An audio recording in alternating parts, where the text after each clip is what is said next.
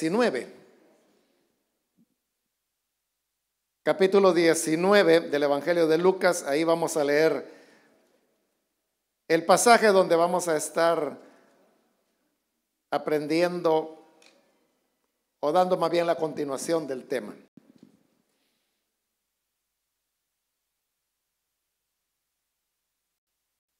Muy bien, dice Lucas capítulo 19, versículo número 2.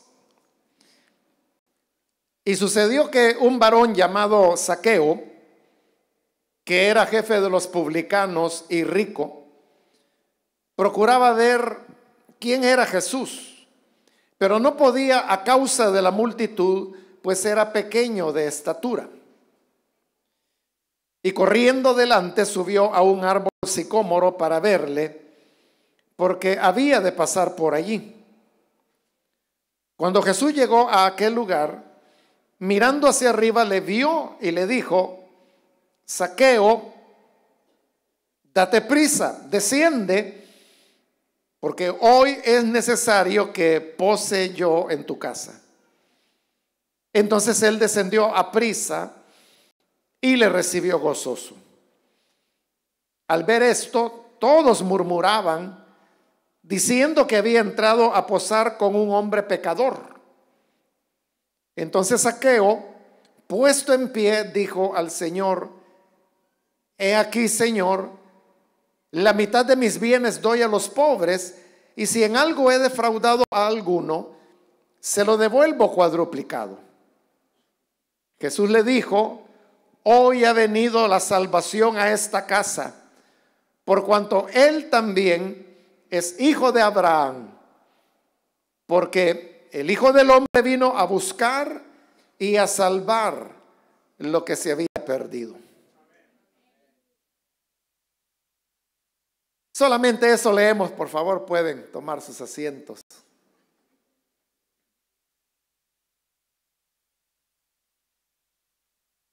Continuamos, hermanos, entonces con el tema que iniciamos ayer, y espero no haberlo asustado con el tema anterior y que usted pueda pensar de que es muy difícil entonces poder evangelizar a los italianos o cumplir con la gran comisión en medio de ellos.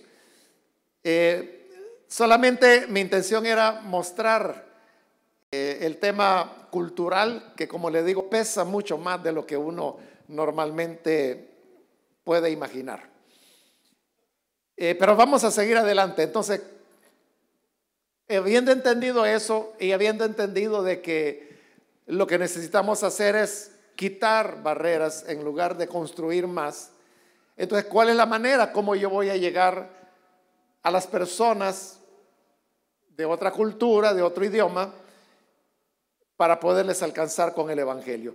Ante esto, existe un método de compartir el evangelio que también se usa mucho en misiones, y es lo que se llama el evangelismo relacional. El evangelismo relacional es un concepto que básicamente consiste en que prioriza las relaciones auténticas y sostenidas en el tiempo como medio prioritario para transmitir el evangelio. Te vuelvo a repetirlo: el evangelismo relacional prioriza las relaciones auténticas. Cuando hablo de relaciones me refiero a relaciones sociales con otras personas, relaciones personales, que sean auténticas y que duran en el tiempo, para poder por ese medio presentar el evangelio. Es muy diferente de Latinoamérica, porque en Latinoamérica usted no necesita, o sea, usted puede agarrar a quemarropa a cualquier persona en el autobús, alguien que usted no conoce, simplemente lo saluda y usted de una vez puede decirle: ¿usted ha oído hablar alguna vez acerca de Jesús? Y comienza usted a hablarle de manera directa y la persona le va a escuchar Algunos no tienen interés, otros sí, pero esto, digamos, es algo, no es fuera de nuestra realidad, lo vemos normal, pero es algo que no se puede hacer. O sea, sí se puede hacer, pero no con éxito en el mundo europeo, sino que se necesita utilizar otro método para poder llevar el evangelio.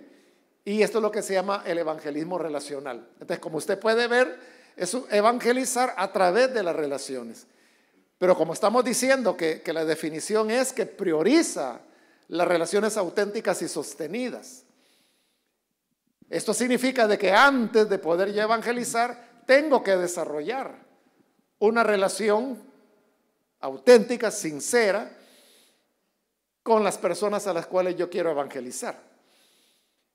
De seguro usted ya se relaciona con personas italianas que pueden ser compañeros de trabajo, compañeros de estudio, maestros, jefes de trabajo.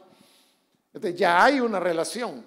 Entonces vea que no es imposible poderse relacionar con ellos. Puede ser que usted no conoce a perfección el italiano, no se preocupe que ellos tampoco lo conocen a perfección. O sea, nunca nadie llega a dominar totalmente un idioma, toda la vida estamos aprendiendo. Toda la vida estamos aprendiendo español. Entonces igual es con ellos. Entonces, pero obviamente uno tiene que esforzarse por las razones que expliqué anteriormente. Entonces, pero esto del evangelismo relacional, ¿quién lo inventó? Realmente nadie, si se trata pues de inventar, no es un invento, sino que es el modelo que el Señor Jesús mostró. El evangelismo que Jesús realizó fue un evangelismo relacional. Lo podemos ver en el caso de Zaqueo, y esa es la razón por la cual leí el pasaje.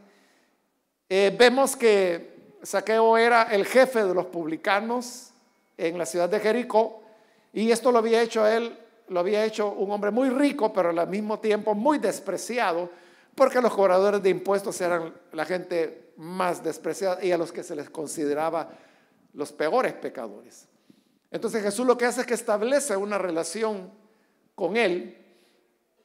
Jesús mismo se autoinvita, porque es él el que le dice a Zaqueo: hoy tengo que posar en tu casa. Es él el que le está diciendo: me voy a quedar en tu casa, ahí voy a comer, ahí me voy a hospedar.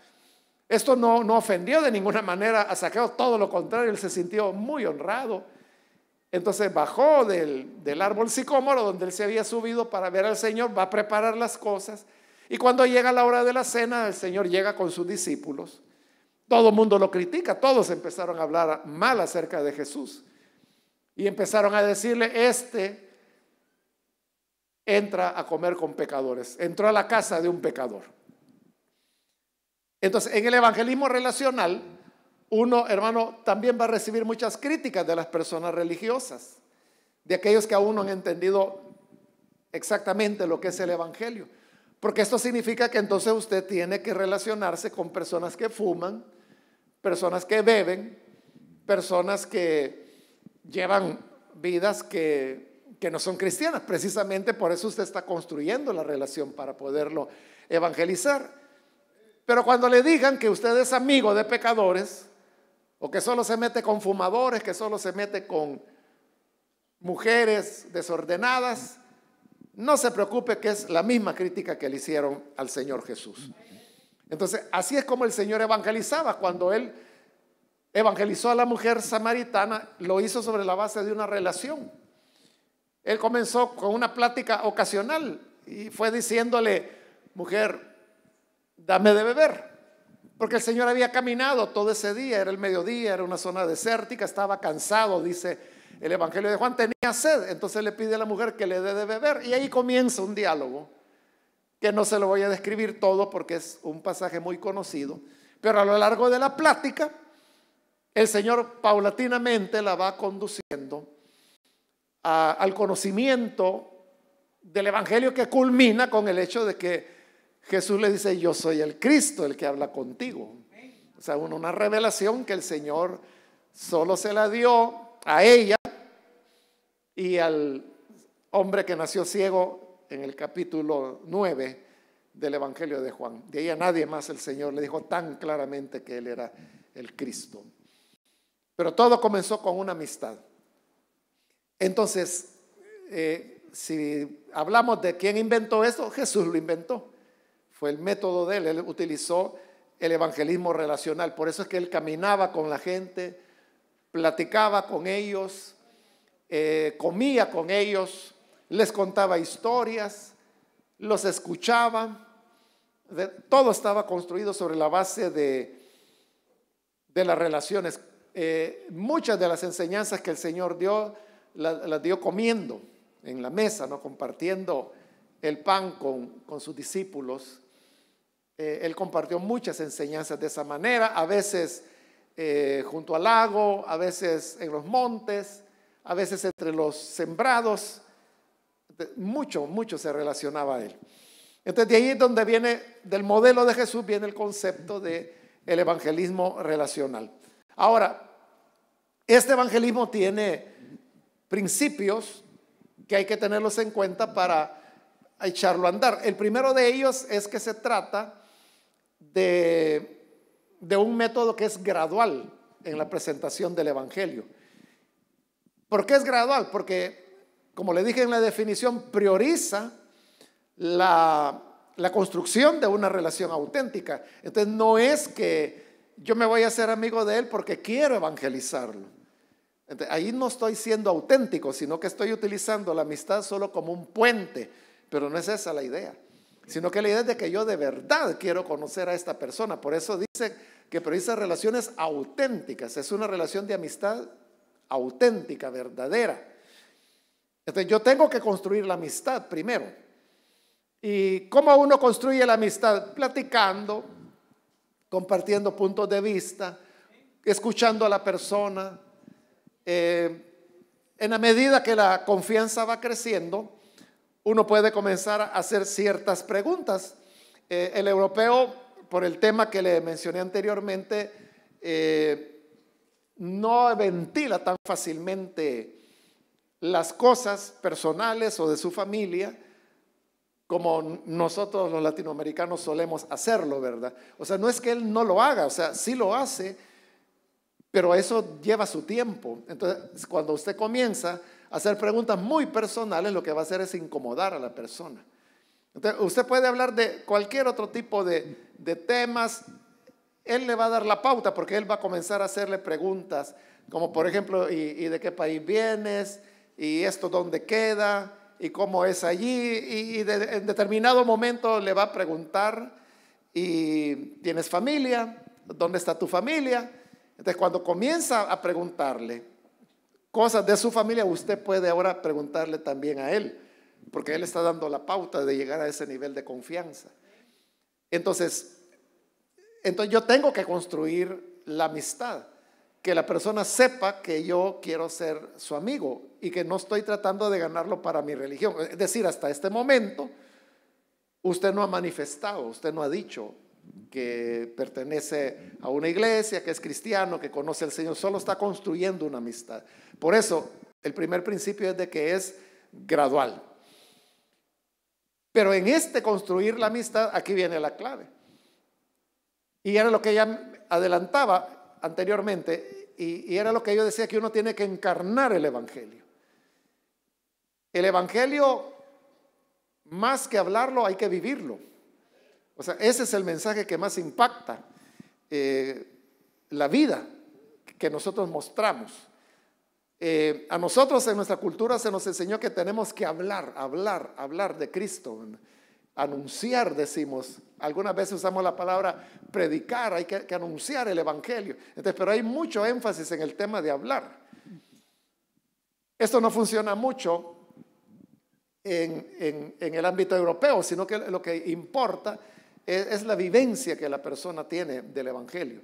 La gente lo va a notar y va a decir, es que esta persona tiene algo diferente, esta persona tiene algo distinto, y quizás va a pensar, es que es extranjero, es un migrante. Puede ser de que piense de esa manera, y quizás va a pensar de que todos son de la misma forma. Pero con el tiempo él va a ir entendiendo que no, o a lo mejor lo inverso, ¿verdad? Que tiene una idea muy negativa del migrante. Pero cuando lo conoce a usted, se da cuenta de que usted es diferente, que es una persona honesta, que no miente, que es puntual, que es responsable. Estas son cosas que le sorprenden. Entonces, la coherencia, la vida encarnada en la persona, y sobre todo si la persona conoce cómo usted se relaciona con otros, cómo se relaciona con sus hijos, cómo se relaciona con su familia, son lecciones que ya se le están dando. Y aquí, otra vez, ¿verdad? Usted todavía no ha hablado nada acerca de Cristo. Usted solo está construyendo la amistad, la relación. Pero porque usted es cristiano, en la forma como lo vive, cómo es su conducta, cómo usted actúa, ya hay un mensaje que usted está enviando. Creo que es de Agustín a quien se le atribuye las palabras que él decía: predica el evangelio de todas las maneras posibles, decía. Y si es necesario, utiliza palabras. Es lo inverso, ¿verdad? O sea, las palabras son el último recurso, pero tú anúncialo de todas las maneras posibles. ¿Cómo?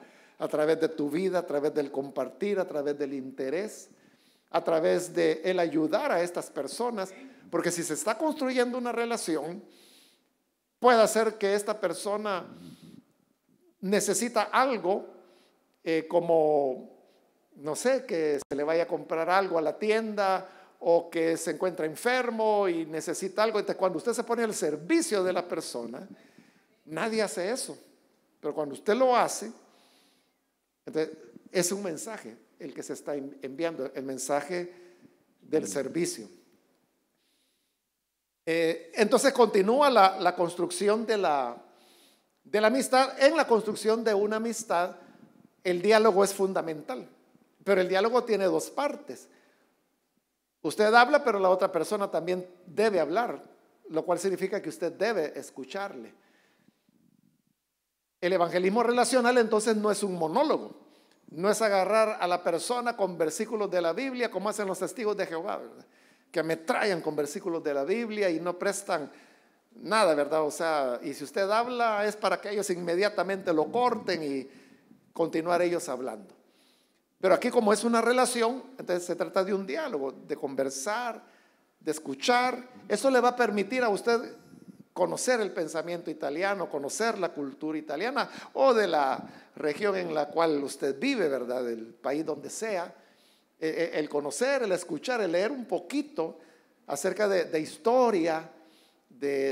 Allí eso le va a dar pautas a usted de entender por qué son como son. Y usted se va a dar cuenta de que no es gente rara, no es eso, sino que simplemente están respondiendo a lo que es su historia, su ambiente, como nosotros, ¿verdad? Somos hijos de nuestro tiempo, somos hijos de nuestro ambiente. Igual es con todas las personas en todo el mundo, de todas las culturas. Entonces, en el diálogo uno aprende mucho. Bien, eso para explicar el tema de los principios del evangelismo relacional. Ahora, ¿cómo ya la puesta en práctica? Voy a hablarle de 4 etapas que lleva el evangelismo relacional. La primera etapa es poder construir la confianza. Y esto viene a través de lo que le decía, ¿verdad? A través de la amistad. Si usted hace una relación auténtica, una de las características de las relaciones auténticas es de que es una relación de confianza. Usted, sus amigos, sus amigas, son personas de confianza para usted. Entonces usted sabe que yo puedo esperar de tal persona tal cosa, o cuando vienen a decirle algo, fíjese que el fulano hizo esto y esto, pero si esa persona de quien le están hablando es su amigo, usted dice, no, yo lo conozco y yo sé que eso no es cierto. Yo sé que él no es así. Entonces, porque hay una confianza construida con aquella persona. Entonces, esta es la primera etapa del evangelismo relacional, que es la construcción de una confianza. La segunda etapa, de alguna manera ya la había anticipado, y es presentar la fe, pero no con palabras, sino que presentar la fe de una manera concreta. Y cuando digo concreta es que se vea, que se pueda ver. Le estaba hablando hace un momentito del éxito de los valdenses italianos, ¿no? Es la obra que ellos hacen.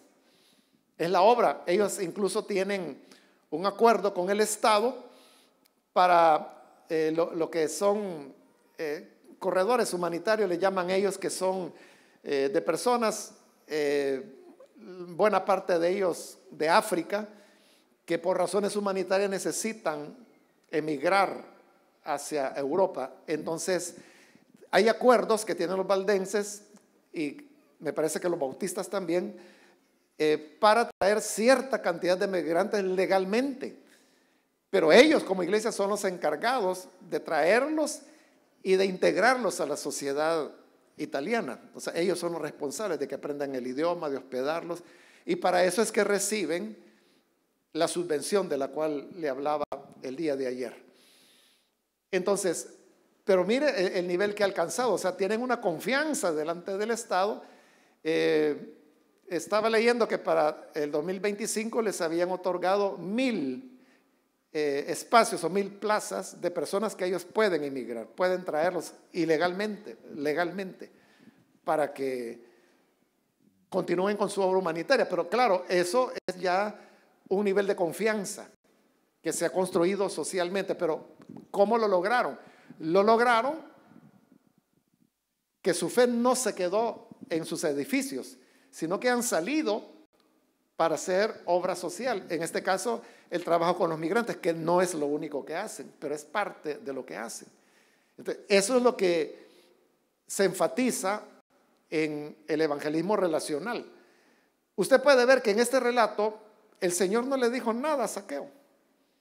Jesús no le dijo, mira, tú no tienes que ser tan avaro, ya tienes mucha riqueza y hay mucha gente necesitada, repártela. O sea, no le dijo nada. Entonces, ¿qué fue lo que movió a Zaqueo a decir lo que dijo? A decir que la mitad de sus bienes daba a los pobres y a los que hubiera estafado que les iba a devolver 4 veces conforme a lo que la ley de Moisés establecía. Eso era lo que establecía, que al dañar la propiedad de alguien, uno debía resarcir con 4 tantos lo que había dañado. Es lo que está diciendo Zaqueo. Lo que lo movió fue ver la fe concreta en Jesús. O sea, el verlo a él. Su gesto de ir a comer con un pecador. O sea, a esa casa solo llegaban otros publicanos y solo llegaban otros pecadores y pecadoras, gente de muy mala reputación. Pero el maestro ha llegado hoy. Entonces, ese gesto de Jesús lo transforma, sin palabras, porque Jesús, ve ahí, Jesús habla hasta que ya Zaqueo ha hecho, digamos así, su profesión de fe, ha dicho lo que va a hacer. Entonces es cuando Jesús dice, y no para él, lo dice para los que lo están criticando, para los que lo están criticando, porque dice, el Hijo del Hombre vino a buscar y a salvar lo que se había perdido. Entonces no va a ir a una iglesia, no va a ir a la casa de un creyente, no va a ir a la casa del santo de Jericó.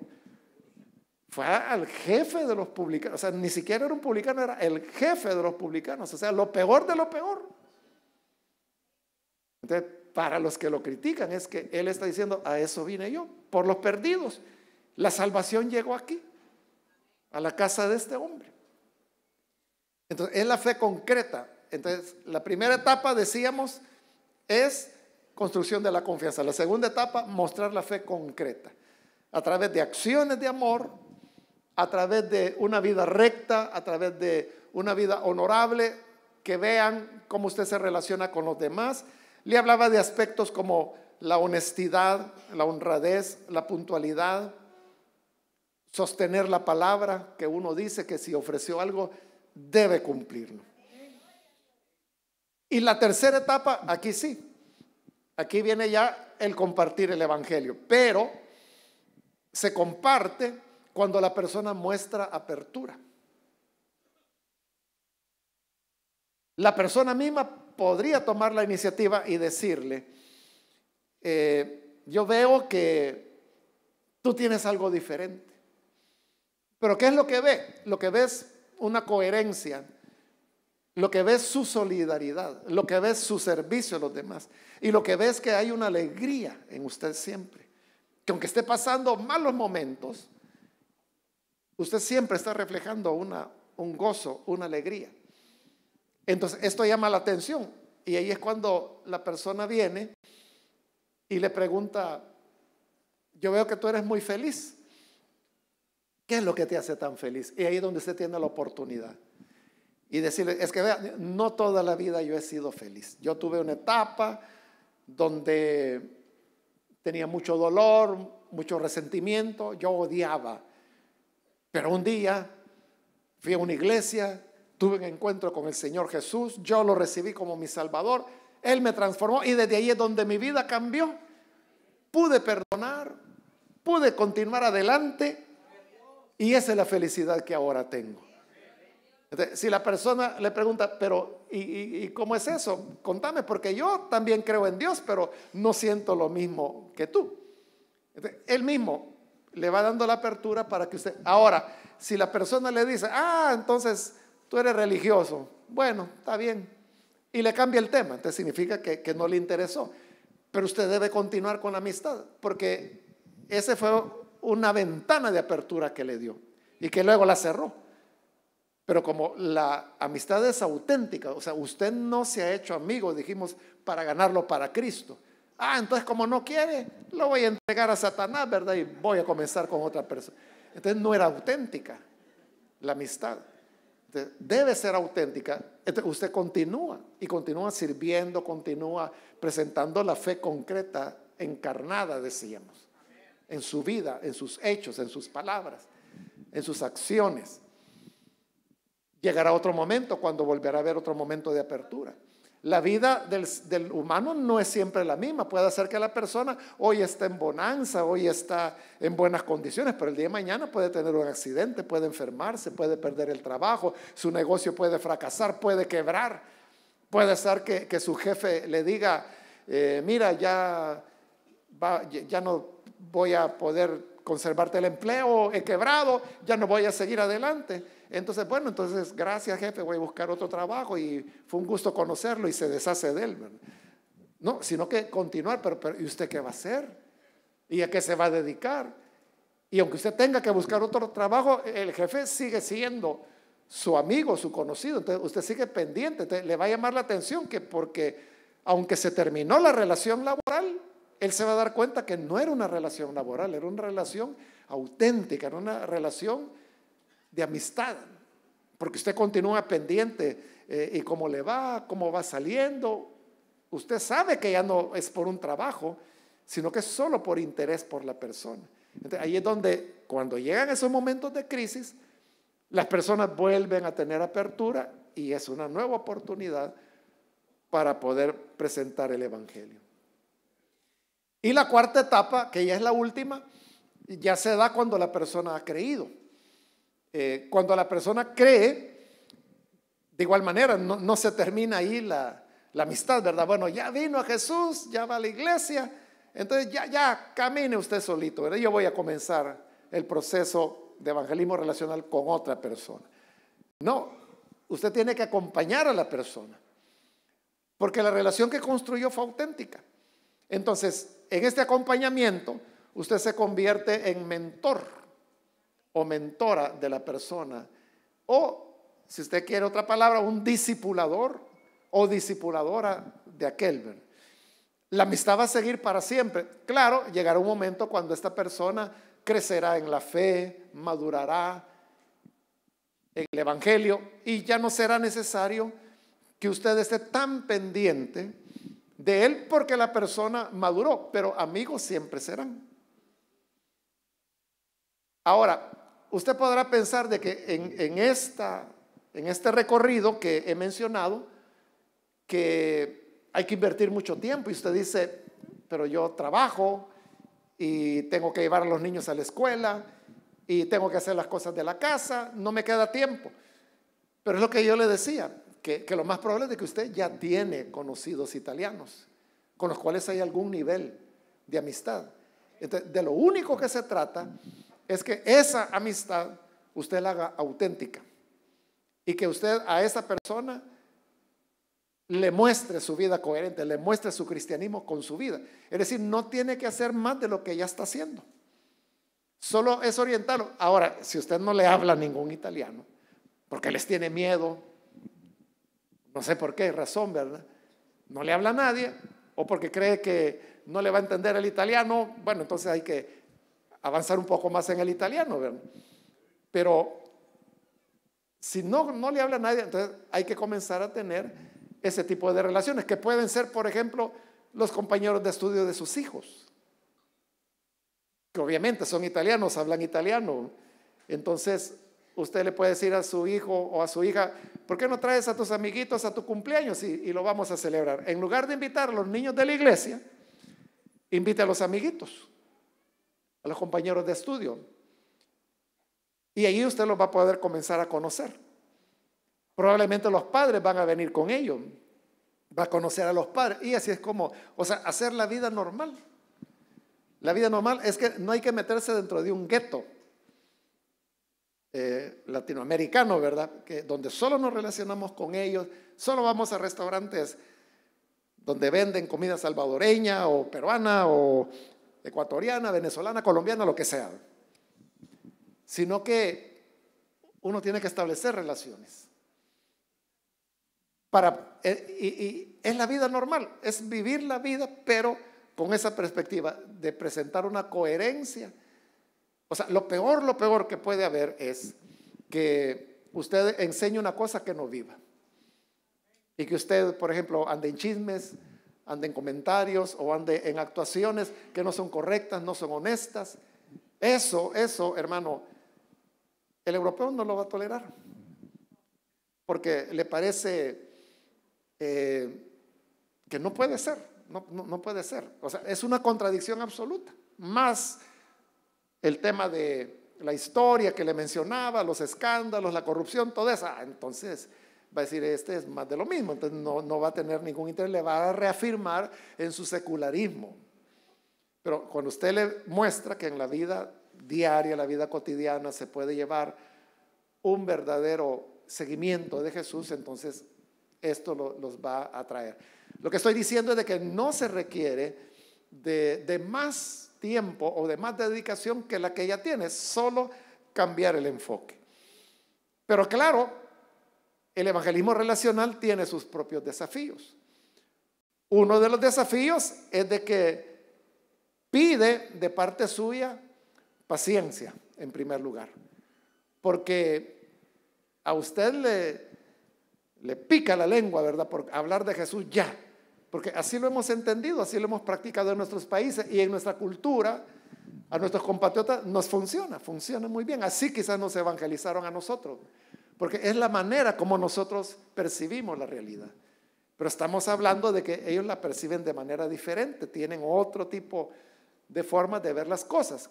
Entonces aquí usted tiene que tener mucha paciencia. Usted puede pensar, este es un camino muy largo, tengo que construir una amistad y construir una amistad. Si lo hago rápido, quizás me va a tomar 9 meses o 1 año o 2 años. Pero así es. Por eso es que el evangelio en Europa camina mucho más lento. Es más lento. Que era uno de los aspectos culturales que le iba a explicar en el tema anterior, pero como se me fue el tiempo, no llegué a eso, pero es este tema, que usted no puede esperar resultados tan inmediatos porque estamos en una cultura diferente. Entonces ese es un desafío, tener paciencia, un desafío para nosotros, ¿verdad? Tener paciencia. No significa de que solo va a tener un amigo, usted puede estar cultivando 2, 3 amistades al mismo tiempo con el evangelismo relacional. Pero en todos los casos, usted va a tener que tener paciencia. El otro desafío es, hermanos, el de que la amistad tiene que ser auténtica. ¿Y cómo es que nosotros, quiénes son sus mejores amigos o sus mejores amigas? Usted dirá, bueno, yo soy amigo de esta persona porque tengo 12 años de conocerlo, o porque nos conocimos en el barrio, o nos conocimos en la escuela. Entonces, esas son nuestras amistades. Entonces, vea, tomaron tiempo. Pero cuando yo quiero construir una amistad premeditadamente, entonces como que no funciona así, ¿verdad? Como que las amistades se dan solas en la vida y de personas que uno no planeaba, no consideraba. De repente se crean lazos de amistad. Pero como aquí estamos hablando de algo intencional, como Jesús cuando le dijo a Nicodemo, hoy debo posar en tu casa, él lo hizo, estaba iniciando una amistad intencionalmente. Cuando le dijo a la mujer samaritana, dame de beber, lo hizo intencionalmente. En el caso de Nicodemo, que también fue un evangelismo relacional, ahí la iniciativa fue de Nicodemo, ¿verdad? Quien vino a preguntarle al Señor. A veces las personas toman la iniciativa, pero muchas veces a nosotros nos va a tocar. Entonces ahí es el problema, ¿verdad? De que cómo hacer que sea auténtico si soy yo el que premeditadamente estoy iniciando una relación porque a través de la relación yo quiero hacer una presentación del evangelio. Pero eso no es hipocresía. Es lo que Jesús hizo, es el modelo de él. Y todas las relaciones que Jesús hizo, nosotros no podemos decir fueron utilitarias. Él se hacía amigo, él recibía a los niños porque quería evangelizarlos. Él se hizo amigo de la samaritana porque quería ganarla. O sea, no, de verdad, él tenía un interés en Nicodemo, en Zaqueo, en la mujer samaritana. Lo tenía. Ese es otro desafío, ¿verdad? Que aunque uno lo está viendo como un modelo de evangelismo, pero la amistad debe ser auténtica. Y probablemente, hermanos, el más grande desafío sea el que he venido insistiendo, ¿verdad? Y con esto termino, que es el tema de la coherencia. Vivir el evangelio de verdad en todas las dimensiones, pero estoy hablando de lo que es la esencia del evangelio, que es el interés por los demás, la compasión por el necesitado, los actos de bondad, los actos de amor, los actos de servicio. Jesús dijo, en esto conocerán que son mis discípulos. ¿Y en qué? En el amor, en que tienen amor, en que aman.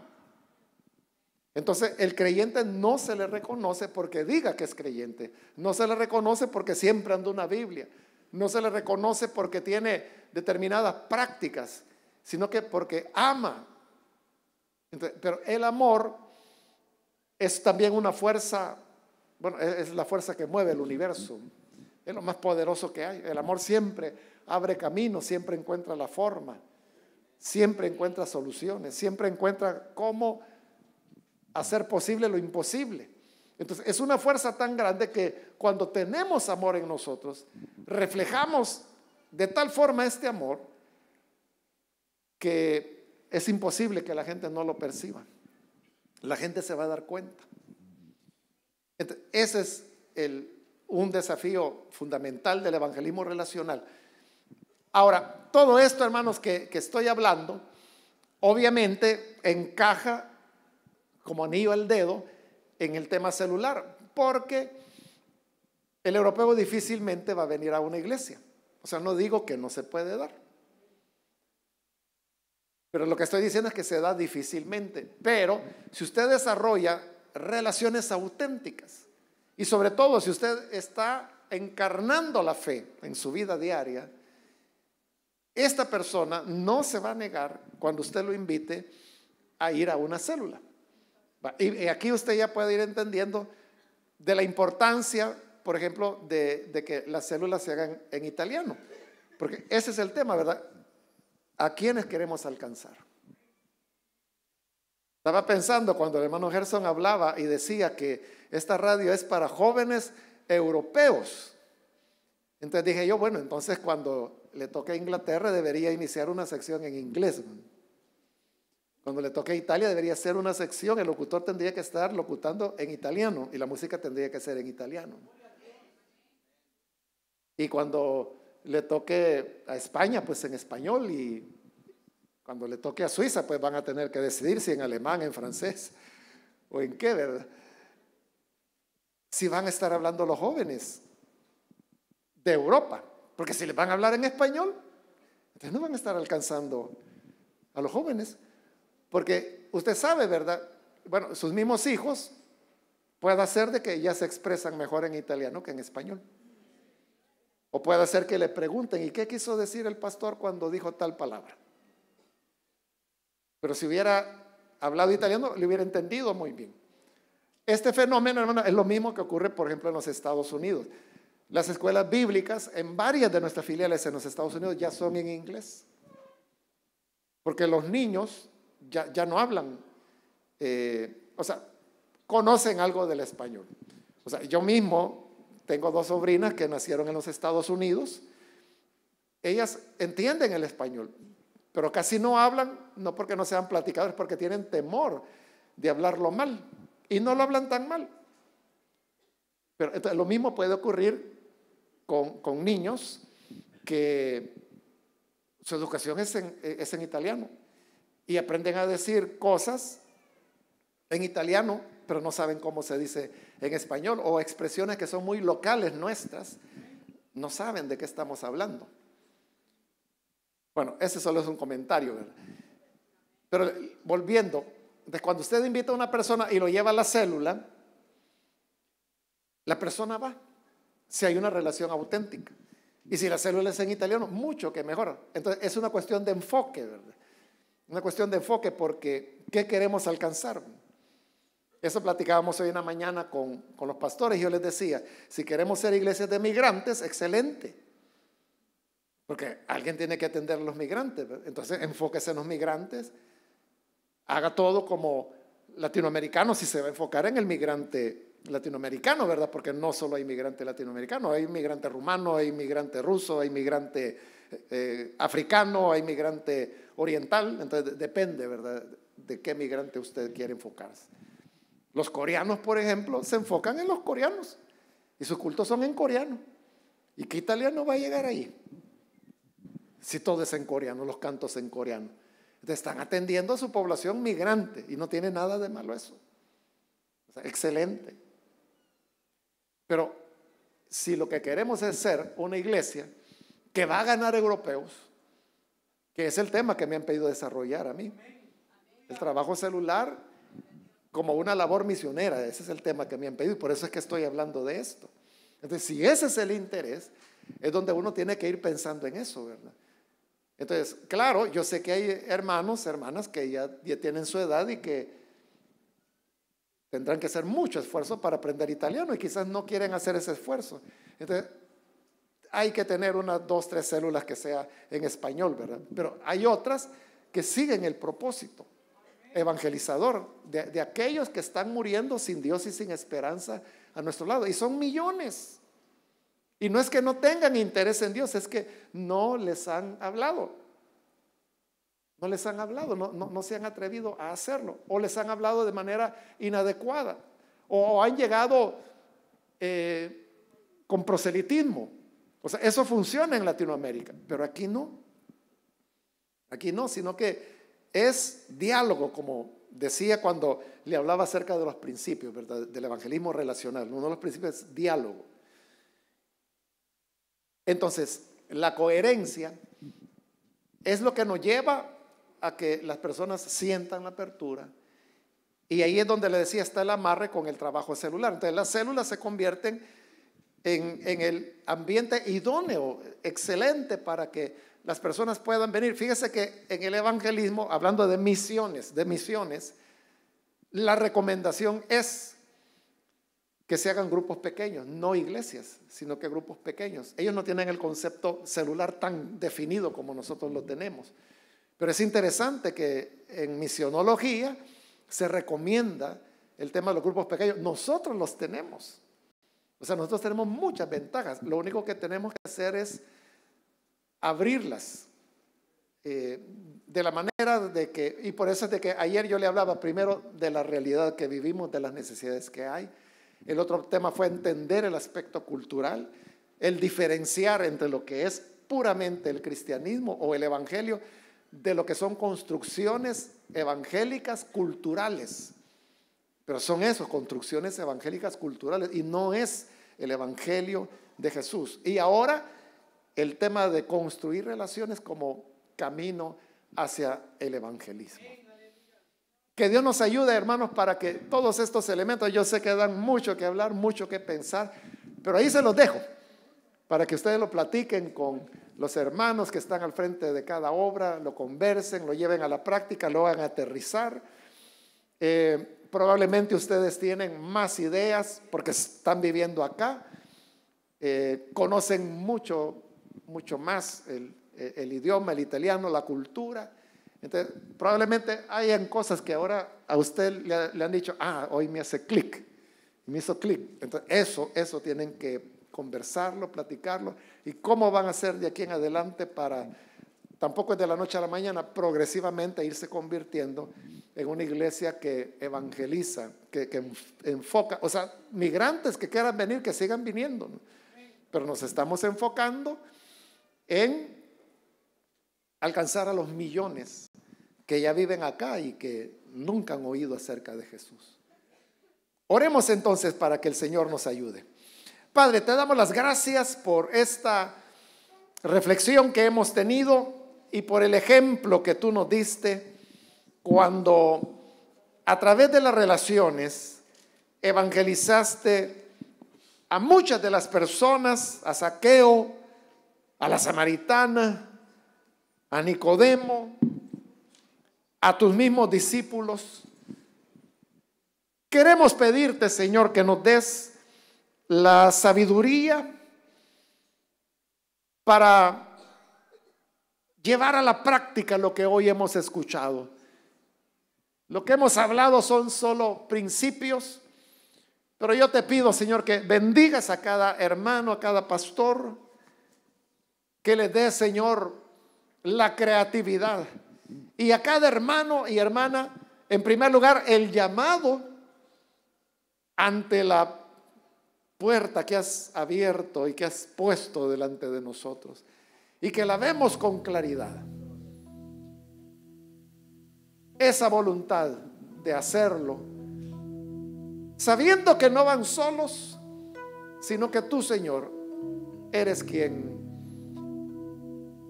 va con nosotros, como tu palabra lo dice, que los discípulos fueron por todo el mundo anunciando el evangelio, y tú estabas respaldando la palabra de ellos. Que así sea ahora, Señor. Ayúdanos entonces para hacer las adaptaciones que sean necesarias, y que una vez aprendamos el evangelismo relacional, no será muy fácil poder continuarlo, sabiendo que los ritmos, los tiempos serán diferentes, que hemos de cultivar la paciencia, pero que hemos de ver el fruto. Que lo que en otras culturas toma meses, aquí tomará años, pero hemos de ver el fruto. Y eso, Señor, es lo que esperamos. Si nos has traído hasta este lugar, no es en vano, es porque tú tienes un propósito que nosotros no vimos, no lo percibimos, pero que ahora nos lo das a conocer. Y tú nos dices, es por esta razón que te encuentras acá. Ayúdanos para que, como Esther, entendamos que estamos donde estamos y en el tiempo en que estamos por una causa, por una razón. Y ayúdanos a que, igual que ella, aceptemos el desafío a salir de nuestra comodidad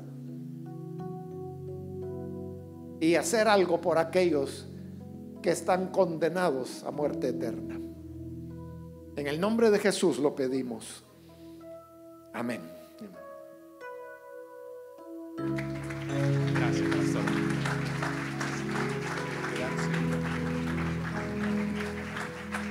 Gloria a Dios.